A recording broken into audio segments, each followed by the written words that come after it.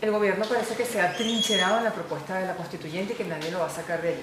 ¿Qué consecuencias piensa que va a tener que se siga adelante con la constituyente tal como lo está planteando el presidente? Un gran riesgo para el país, no solamente a lo interno, porque la convocatoria de una Asamblea Nacional Constituyente en sí misma te genera una parálisis del aparato productivo más allá de la situación de crisis por las grandes distorsiones en la economía, la agudización de los desequilibrios sociales y, bueno, y toda esta confrontación política que el planteamiento de la Asamblea Nacional Constituyente, bueno, no le da en lo absoluto ninguna posibilidad de éxito en la resolución de los verdaderos problemas de la gente. Va a traer más hambre la Va a traer constituyente. más hambre, va a paralizar el país, va a generar más confrontación y a su vez va a producir una situación de ilegitimidad, no solo del gobierno, que ya lo tiene a lo interno, sino también a lo externo, sino una ilegitimidad en los fundamentos de una constitución que no ha sido para nada producto del ejercicio de la soberanía popular, tal cual como lo plantea el texto de la Constitución del 99. Si no es un maquillaje de la Constitución, sino un cambio de la Constitución, ¿hacia dónde nos va a llevar? ¿Qué teme usted que pueda suceder? Que el gobierno... Con una nueva Constitución. Claro, que se haga una Constitución a la medida del gobierno. ¿Qué sería hacer qué? Sería incorporar buena parte de la materia que no fue aprobada por la población en aquella reforma constitucional. Por ejemplo, la nueva geometría del poder. ¿Qué implicaría esto? Nueva geometría del poder podría cambiar incluso el método electoral en Venezuela y pudiéramos ir a elecciones en segundo grado, tal cual ha ocurrido en Cuba. Por ejemplo, delegados, comunas, y se convierten en asambleas de delegados y terminan una asamblea de delegados decidiendo quién es un gobernador o quién es alcalde. Una salida política en este momento, ¿cuál sería? ¿Elecciones regionales? Esa es una salida. ¿Cuál otra ve usted? Una negociación. ¿Negociación para qué? ¿En cuánto tiempo? Una negociación para esa salida electoral. ¿Qué debería plantearse en una salida electoral? Elecciones regionales, elecciones municipales este año y las elecciones presidenciales, hablándole claro a la gente, de acuerdo a la Constitución, como están previstas el año que viene. ¿Usted no piensa un adelanto de elecciones presidenciales? Pudiera ser materia de una negociación. Una negociación política implica una revisión al texto de la Constitución. Y esa revisión al texto de la Constitución, vía reforma o vía enmienda, pudiera permitir un adelanto de la elección presidencial. ¿Quién tiene la fortaleza, la credibilidad, el arrastre para poder mediar, para buscar que todos los sectores puedan sentarse a buscar soluciones? Ojalá, fíjate, nosotros decimos... Usted descartaría, bueno, usted dice que prefiere a la iglesia, pero hay sectores que no quieren a la iglesia. Pero fíjate... ¿A quién propondría Henry Falcón o a quién? Yo propongo la ONU. Creo que la ONU, la propia OEA, así como la UNASUR, el Vaticano. ¿Por qué no ampliar la mediación? Pero lo que se hizo no funcionó. Es que lo que ¿Por qué insistir en algo que no funcionó? Claro, porque hay que ampliar para que haya representación de quienes prefieren sentirlo así. Ahora, si debe estar la OEA y es una mediación, y debe estar la ONU si es una mediación, sin desconocer la UNASUR, y por supuesto, con la presencia del Vaticano, he allí 4 instituciones importantes del mundo que representan gobiernos y representan visiones distintas,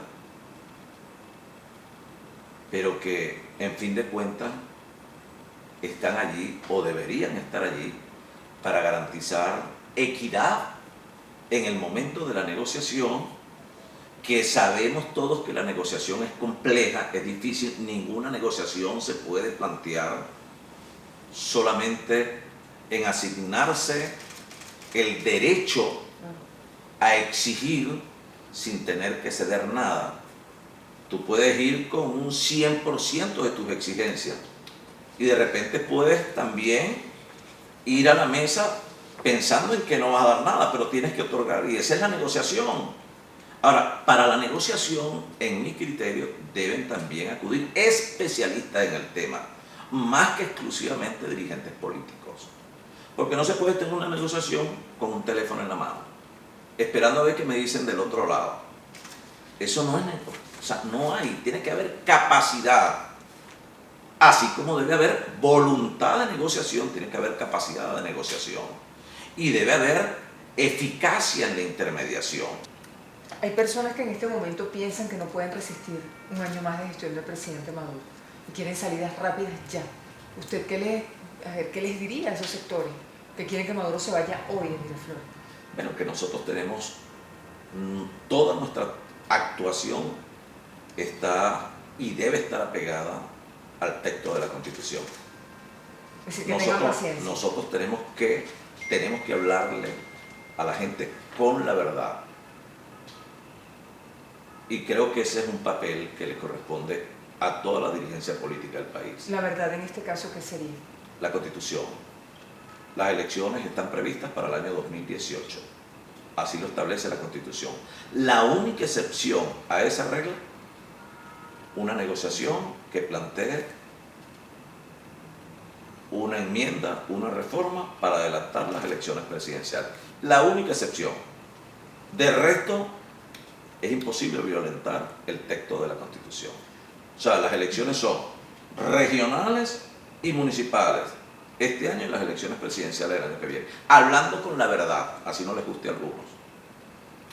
¿Cómo se imagina usted una transición, por ejemplo? Una transición democrática. ¿Pero cómo la ve? Yo veo una transición... en lo concreto, ¿cómo se hace? Porque hay mucha rencilla de unos y de otros. Yo creo que tenemos que aprender y hay que revisar experiencias que han sido positivas en otros países. Por ejemplo, ¿qué países? La concertación, Chile. Yo incluso tenía por allí todo lo que fue la concertación, quizás con una dinámica distinta y con unas realidades muy distintas, la chilena a la venezolana. Pero ahí están los procesos de pacificación de Centroamérica. Ahí tenemos un espejo donde mirarnos, Colombia. Triste, pero es un espejo para verse de lo que no queremos vivir en Venezuela. Ahí está Sudáfrica. Ahí hay experiencias en el mundo para nosotros revisar de manera exhaustiva de cómo poder transitar o cómo poder abordar el camino de la transición de manera democrática. Yo hablo de transición, por lo menos un periodo de gobierno en el marco de la Constitución. ¿Usted se imagina? El presidente Maduro termina su mandato, sale del poder, es decir, un gobierno de transición, primero, que reconcilie a los venezolanos. Un gobierno que genere confianza porque gobierna para todos. Que promueve el entendimiento y la concertación con todos los sectores. Habría que llamar a todos los sectores, como se hizo en aquella etapa de la Constituyente, a debatir sobre el país que queremos, sobre unos elementos ya a la mano del nuevo proyecto que se va a construir. ¿Le parece que no se ha alcanzado la meta que la oposición se propuso? Yo lo que creo, mira, hay un artículo de Ochoa Antich, muy bueno, de Enrique Ochoa Antich, donde Enrique Ochoa Antich dice: al diálogo se les pidió resultados en 15 días. ¿Llevamos cuántos días ahorita? 50.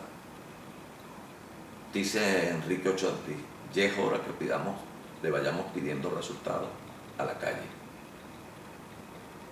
Hasta ahora, lamentablemente, los resultados, Vanessa, han sido fatales,